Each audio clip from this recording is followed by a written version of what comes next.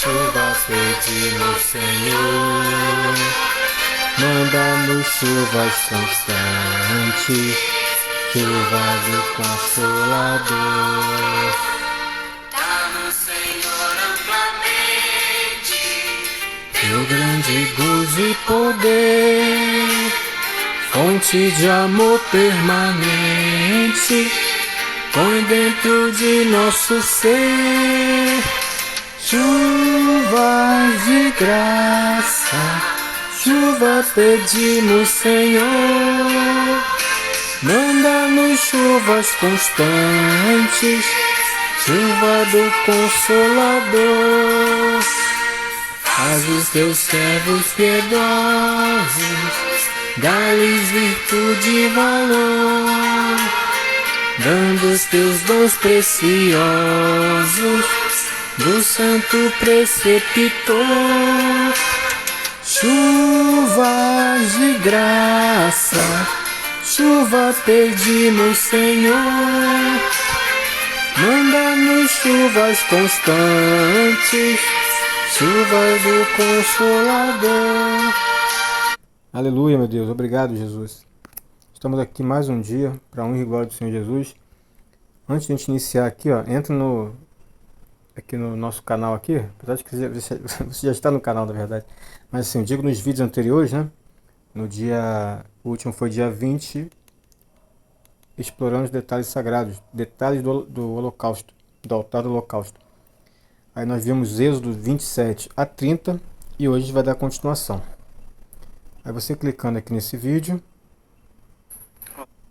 vai no sinalzinho de mais, depois no sinal de mais de novo, cadê o mais de novo? E aqui tem algumas perguntas caso você queira responder, tá bom? Então vamos fechar aqui o YouTube e vamos voltar aqui para nossa Bíblia, Êxodo 31. Aí a gente vai continuar do que a gente estava vendo. Estamos na versão NVT, no Êxodo 31, nova versão transformadora. Eu te aconselho, se você já tem noção da Bíblia, já leu alguma vez, né, você tem costume de ler, você vê na Almeida mesmo, tá? Almeida Corrigida e Fiel, ACF. Mas se você tem dificuldade, assim, está iniciando agora, te aconselho uma leitura mais simples, a NVT. Mas não deixe de ver outras versões. Eu sempre clico aqui, ó. Eu sempre acompanho todas essas aqui, ó. Então eu tenho a versão Corrigida Fiel, a versão ARA, que é a versão Almeida Revista Atualizada, a RC69, a ARC, a NAA. Então eu leio praticamente todas essas aqui. Principalmente quando eu estou com dúvida em algum versículo, quero entender melhor, vejo em outro que às vezes clareia a mente, né? Você vê em outra versão, facilita muito. E às vezes eu vejo em várias versões e continuo sem entender. E aí eu entendo que é Deus que não é meu tempo ainda, que meu entendimento é o seguinte: quando é o teu tempo de entender, você vai entender. E às vezes a gente acha que entendeu também, entendeu tudo errado, não tem isso também. Mas pelo menos entendemos, né? Temos um start, vamos dizer assim, temos um início. Então é isso aí, vamos fazer essa leitura de hoje, que Deus possa, que o Espírito Santo possa nos guiar aqui e nos orientar de acordo com a sua vontade. Então vamos lá, Êxodo 31, na versão nova, versão transformadora. Os artesãos Bezalel e Aholiabe. O Senhor disse a Moisés: Veja, escolhi especificamente Bezalel, filho de Uri e neto de Ur, da tribo de Judá. Escolhi-o do Espírito de Deus e lhe dei grande sabedoria, habilidade e perícia para trabalhos artísticos de todo tipo. Olha só que incrível isso aqui, ó. Então o que eu entendo com isso? Eu entendo que Deus dá habilidade e perícia específica para cada um aqui na Terra, né? Todos nós temos habilidade e perícia em alguma coisa. Aí você vai falar: ah, mas irmão Fábio, aí tá falando um negócio de artesanato, o que tem a ver? A gente pode trazer isso para as outras áreas, né? Para a área artística, então Deus vai dando capacidade para cada um e um nível de conhecimento em alguma área para cada um. E às vezes até mais do que um, né? Às vezes dá vários conhecimentos em várias áreas. Mas isso aí já é outro assunto. 4. Ele é exímio artesão, perito no trabalho com ouro, prata e bronze. Por exemplo, uma vez eu queria eu cismei que eu queria fazer escultura. Eu falei, cara, uma escultura é muito legal, eu quero fazer aquelas coisas ou de massinha, ou de madeira, ou de qualquer tipo de coisa, mas eu nunca tive aptidão para isso. Então, pode fazer. Por mais que você se esforce ali, tu vai ficar no máximo mediano ali. Mediano para baixo. Quando Deus não te dá aptidão para aquilo ali. Mesma coisa futebol, né? Por que Neymar ele é o melhor do mundo? Porque Deus deu uma grande aptidão para ele. E ele foi lá e aproveitou isso e se empenhou e tal. E foi seguiu esse caminho. Se Deus não der, irmão, não tem jeito. Vai lutar, lutar, lutar, lutar. Aí, o 5 aqui. Tem aptidão para gravar e encravar pedras preciosas, entalhar madeira. É mestre em todo o trabalho artístico. Para ajudá-lo, designei pessoalmente Auliabe, filho de Aizamaque, da tribo de Dan. Além disso, conferi habilidade especial a todos os artesãos de talento, para que façam tudo o que lhe ordenei. 7. A tenda do encontro, a arca da aliança, a tampa da arca, que é o lugar de expiação, todos os objetos do tabernáculo, a mesa e seus utensílios, o candelabro de ouro puro e todos os seus acessórios, o altar de incenso, o altar do holocausto e todos os seus utensílios, a bacia de bronze e seu suporte, o vestuário finamente confeccionado, as roupas sagradas para o sacerdote Arão e as roupas para os seus filhos usarem em seu serviço como sacerdote, o óleo da unção, o incenso perfumado para o lugar santo. Os artesãos deverão fazer tudo conforme eu lhe ordenei. Então aqui Deus está reforçando aqui a ideia de cada detalhezinho, cada coisa tem que estar no seu devido lugar conforme o Senhor ordenou. Instruções sobre o sábado. Em seguida o Senhor disse a Moisés: diga ao povo de Israel, guardem meu sábado, pois ele é um sinal entre mim e vocês, de geração em geração, para que saibam que eu sou o Senhor, que o santifica. Guardem o sábado, pois é dia santo para vocês. Quem o profanar será executado. Quem trabalhar nesse dia será eliminado do meu povo. Aí tem uma certa polêmica que algumas pessoas guardam o sábado até hoje, né? Mas aí são vertentes de pensamento, né? Enfim, isso aqui é um assunto meio um tanto quanto polêmico. Então não vou entrar nesse assunto aqui. Mas só para saber que há essa divergência, tem alguns cristãos que acreditam nisso, outras vertentes não acreditam nisso, que o sábado não é mais para guardar, né? Mesmo porque se fosse guardar o sábado e as outras leis, né? Você teria que guardar todas as leis de Moisés. Será que isso cabe para o dia de hoje, né? Essa fica a pergunta de reflexão aí. 15. Vocês têm 6 dias na semana para fazer os trabalhos habituais, mas o 7º dia será um sábado de descanso total, um dia consagrado ao Senhor. Quem trabalhar no sábado será executado. Os israelitas guardarão o sábado, celebrando-o de geração em geração, como uma aliança para sempre. É um sinal permanente entre mim e o povo de Israel, pois em 6 dias o Senhor fez os céus e a terra, mas no 7º dia descansou e se revigorou. Interessante essa descansou e se revigorou. Quando o Senhor terminou de falar com Moisés no Monte Sinai, entregou-lhe as 2 tábuas de pedra, gravadas com os termos da aliança, escritas pelo dedo de Deus. Uau! Para você ver, o próprio Deus escreveu a tábua de pedra. Incrível, né? Agora estamos em Êxodo 32. O bezerro de ouro. Quando o povo viu que Moisés demorava a descer do monte, reuniu-se ao redor de Arão e disse: tome uma providência, faça para nós deuses que nos guiem. Não sabemos o que aconteceu com esse Moisés, que nos trouxe da terra do Egito para cá. Arão respondeu: tirem as argolas de ouro das orelhas de suas mulheres e seus filhos e filhas e tragam-nas para mim. Todos tiraram as argolas de ouro e levaram a Arão. Ele recebeu o ouro, derreteu e trabalhou nele, dando-lhe a forma de um bezerro. Quando o povo viu o bezerro, começou a exclamar: ó Israel, estes são os seus deuses, que o tiraram da terra do Egito. É estranho isso aqui, né?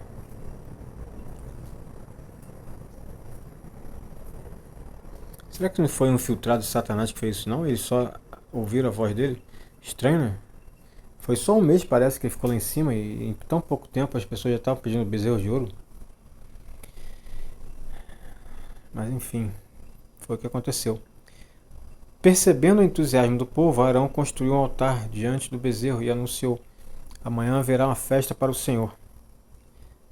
Na manhã seguinte, o povo se levantou cedo para apresentar holocaustos e oferta de paz. Depois, todos comeram e beberam e se entregaram à farra. O Senhor disse a Moisés: rápido, desça do monte. Seu povo, que você tirou da terra do Egito, se corrompeu. Olha que interessante isso aqui. O Senhor disse a Moisés: rápido, desça do monte.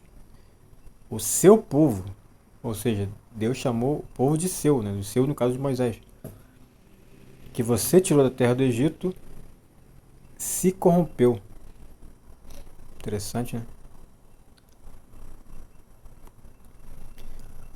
Como se desviaram depressa do caminho que eu lhes havia ordenado.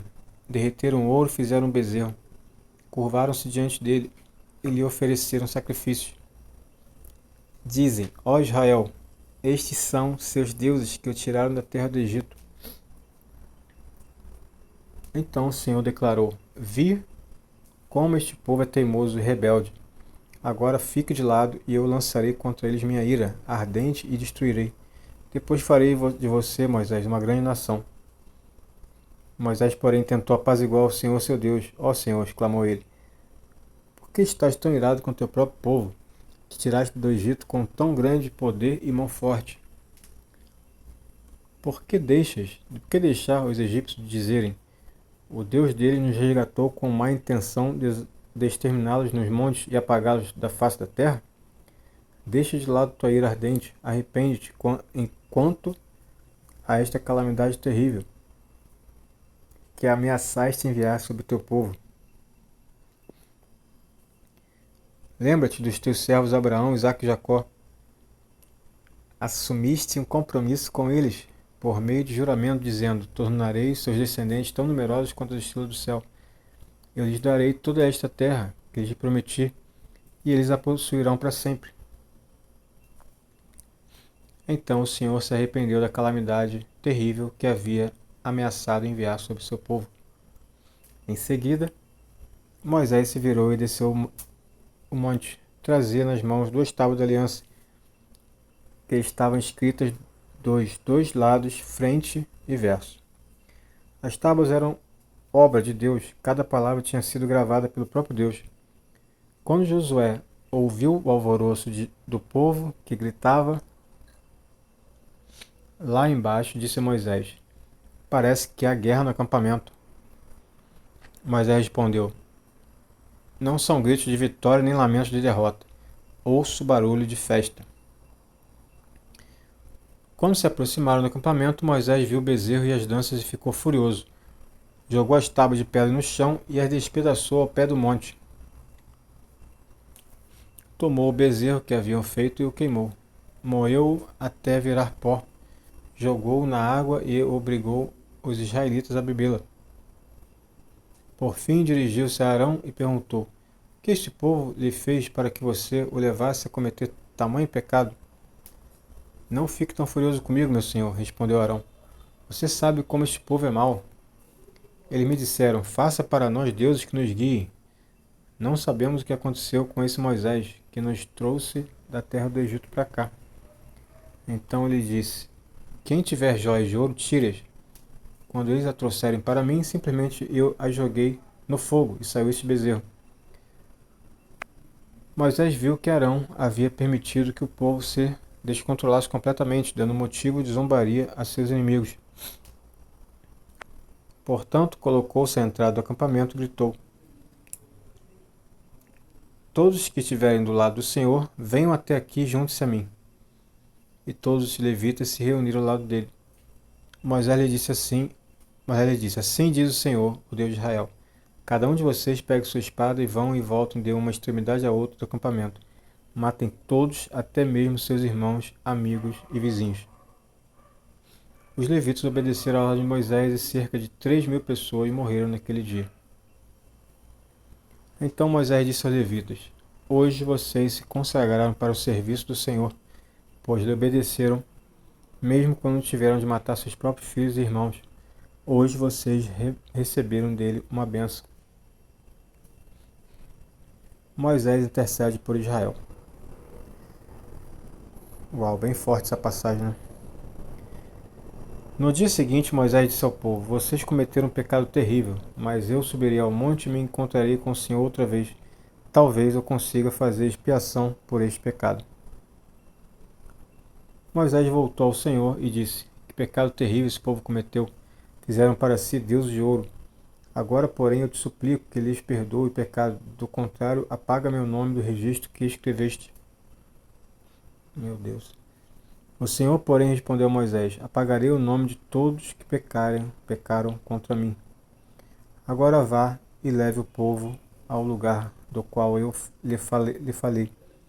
Veja, meu anjo irá na sua frente, e no dia do acerto de contas, certamente eu castigarei este povo pelo pecado que cometeram. Então o Senhor castigou severamente o povo por causa do que fizeram com o bezerro que Arão lhes tinha construído. Meu Deus, tem misericórdia de nós. Êxodo 33.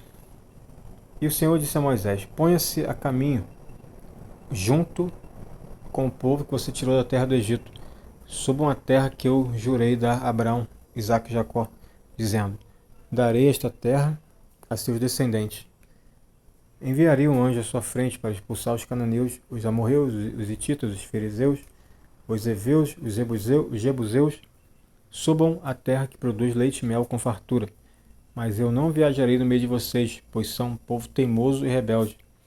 Se eu os acompanhasse, certamente os destruiria ao longo do caminho.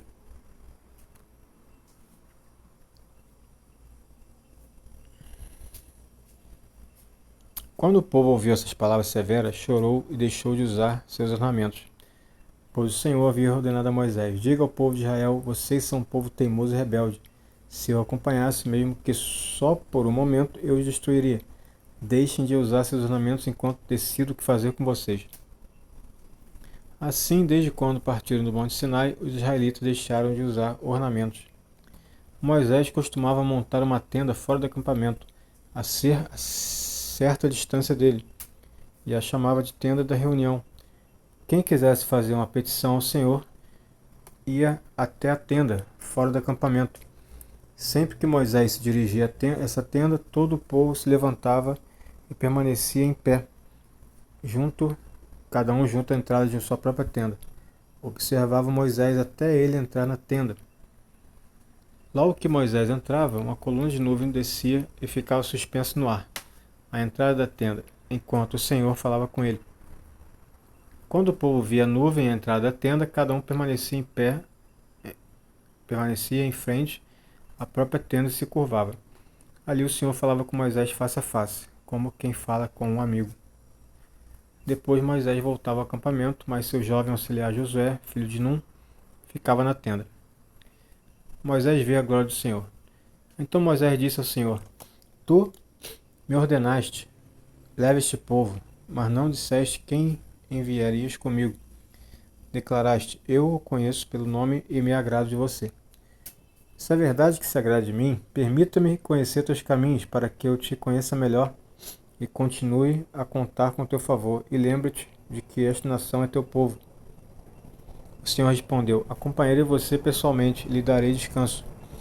Então Moisés disse: Se não nos acompanhares pessoalmente, não nos façais sair deste lugar. Se não nos acompanhares, como os outros saberão que teu povo e eu contamos com teu favor. Pois a tua presença é em nosso meio que nos distingue, teu povo e eu, de todos os outros povos da terra. O Senhor respondeu a Moisés: Certamente farei o que me pede, pois me agrado de você e o conheço pelo nome. Uau! Moisés disse: Então peço que me mostre tua presença gloriosa. O Senhor respondeu: Farei passar diante de você toda a minha bondade e anunciarei diante de você o meu nome, Javé. Pois terei misericórdia de quem eu quiser e mostrarei compaixão a quem eu quiser. Mas você não poderá olhar diretamente para minha face, pois ninguém pode me ver e continuar vivo. O Senhor disse ainda: Fique nesta rocha perto de mim. Quando minha presença gloriosa passar, eu o colocarei numa abertura da rocha e o cobrirei com minha mão até que eu tenha passado.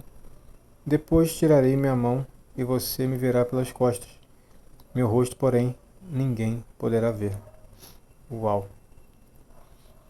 Muita coisa incrível nessa passagem aqui. Moisés pede para ver Deus pessoalmente. Deus permite, mas com uma ressalva, né, com um pequeno detalhe ali, que no caso não pode ver a face dele, porque senão morreria. E ele fica numa fresta, assim, num pedacinho, numa rocha ali, numa abertura, num pedacinho, para ver o Senhor passando por ali. E somente de costas. Isso mostra também que Deus tem frente e costas, né? Que nem a gente, né? Ele tem a... Concorda que ele falou assim, não posso olhar minha face, então Deus tem face. Isso é muito legal porque lá no iníciozinho da Bíblia, né, no início de Gênesis, quando fala que Deus criou o homem à sua imagem e semelhança, fala assim, ó, façamos o homem a nossa imagem, nossa semelhança. Então dá a entender que a gente é parecido com Deus, né, no sentido de fisicamente, né, a estrutura do corpo, né, nossa é parecida, né. Bem, dá a entender, né, que está escrito na Bíblia dessa forma, façamos o homem a nossa imagem e semelhança.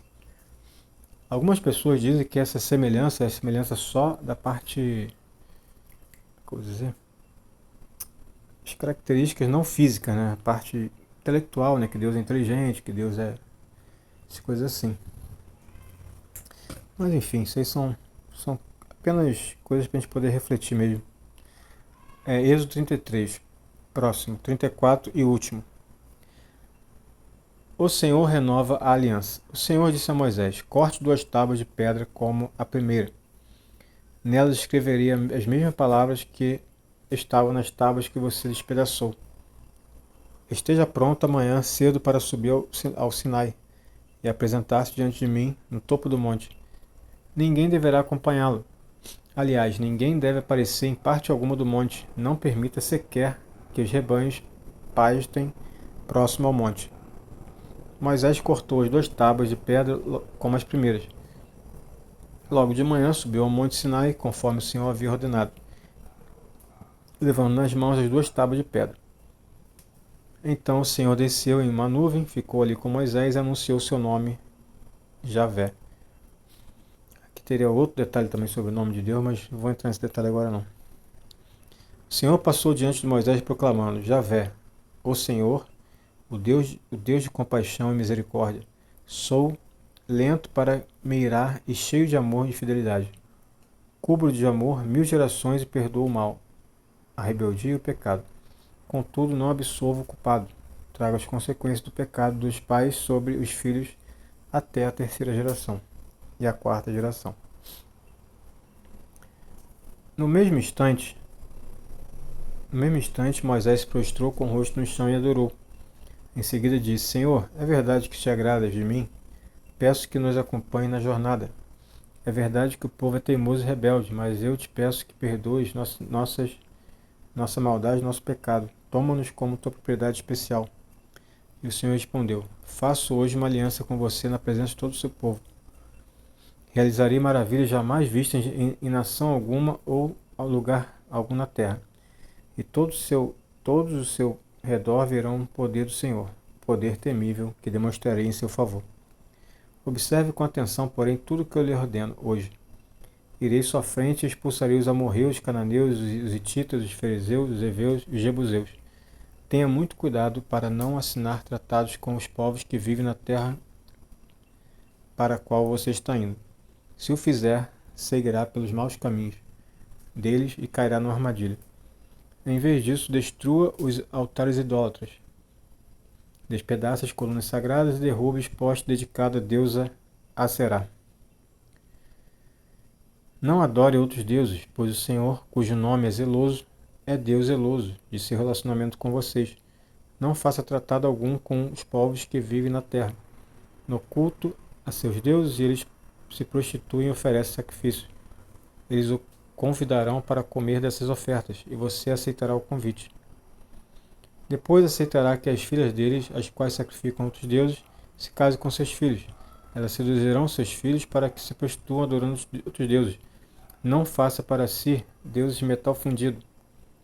Celebre a festa dos pães sem fermento durante 7 dias. coma seu pão sem fermento, conforme lhe ordenei. Celebre essa festa anualmente no tempo determinado, no mês de Abibe, pois é o aniversário de sua partida do Egito. As primeiras crias de todos os animais me pertencem, incluindo os machos das primeiras crias de seus rebanhos e bois e ovelhas. Para resgatar a primeira cria de sua jumenta, entregue ao Senhor, como substituto, um cordeiro ou cabrito. Caso você não resgate o animal, terá de quebrar o pescoço dele. Quanto aos primeiros filhos homens, será obrigatório resgatá-los. Ninguém deve se apresentar diante de mim de mãos vazias. Você tem 6 dias na semana para fazer os trabalhos habituais, mas no 7º dia não deverá trabalhar, mesmo nas épocas de arar e colher. Celebre a festa da colheita, com os primeiros frutos da colheita do trigo. Celebre também a festa da última colheita no final da safra. 3 vezes por ano, todos os homens de Israel comparecerão diante do soberano Senhor, Deus de Israel. Expulsarei as outras nações diante de você e aumentarei seu território para que ninguém cobice sua terra enquanto você comparece diante do Senhor, seu Deus, 3 vezes por ano.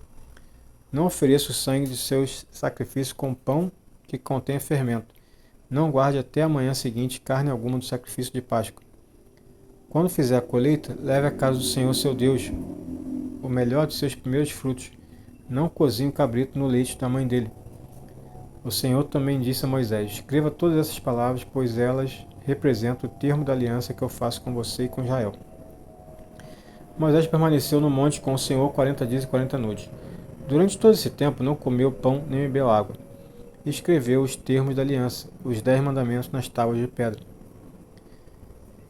Isso aqui é um fato incrível, né, irmão? Porque 40 dias sem comer e sem beber, nem beber água, ao menos beber água, é algo bastante, vamos dizer assim, é meio que sobrenatural, né? Não tinha como ele sobreviver se não fosse a mão de Deus mesmo. O próprio Deus sustentava ele ali. Quando Moisés desceu do Monte Sinai, eu quero dizer o seguinte: hoje a gente não consegue fazer isso, né? Porque o máximo que a gente consegue é ficar vários dias sem água, que já é muito difícil. E que Deus também nos sustenta, né? Mas não nesse ponto. Não acredito que o dia de hoje a gente consiga fazer como Moisés fez, né? É claro, não sei que Deus queira, né, irmão? Mas digo assim, de uma maneira geral, os cristãos, de uma maneira geral, vão conseguir jejuar 3 dias e tal. Até 3 dias sem beber, sem comer, dá para fazer, mas acho que mais do que isso é muito complicado. Mas lembrando, sem o sobrenatural de Deus, né? Com o sobrenatural de Deus, talvez fique mais. Não, talvez não, certamente fica mais, né? Quando Moisés desceu do Monte Sinai, carregando as 2 tábuas da aliança, não percebeu que seu rosto brilhava, pois ele havia falado com o Senhor. Olha que interessante isso aqui. Então, quando ele falou com o Senhor, o rosto dele brilhava. Quando Arão e os israelitas viram o brilho do rosto de Moisés, tiveram medo de se aproximar dele. Moisés, porém, chamou Arão e os líderes da comunidade, que se aproximaram, e o Moisés falou com eles. Em seguida, todo o povo se aproximou, e Moisés lhe transmitiu todas as instruções que o Senhor lhe tinha dado no Monte Sinai. Quando Moisés terminou de falar com eles, cobriu o rosto com um véu. No entanto, sempre que entrava na tenda da reunião para falar com o Senhor, tirava o véu até sair. Depois transmitia ao povo as instruções que o Senhor lhe dava. E os israelitas viam o brilho do seu rosto. Então Moisés cobria novamente o rosto com o véu até voltar para falar com o Senhor. Amém, Senhor. Muito obrigado por esse texto, por essa palavra, por esse alimento diário. Então, irmãos, é isso aí. Fique com Deus. Deus abençoe a vida de cada um. E até amanhã, se assim Deus nos permitir. Vamos continuar esse texto aqui, Êxodo 35, 36. Tá bom? Fique com Deus. Um abraço. Tchau, tchau.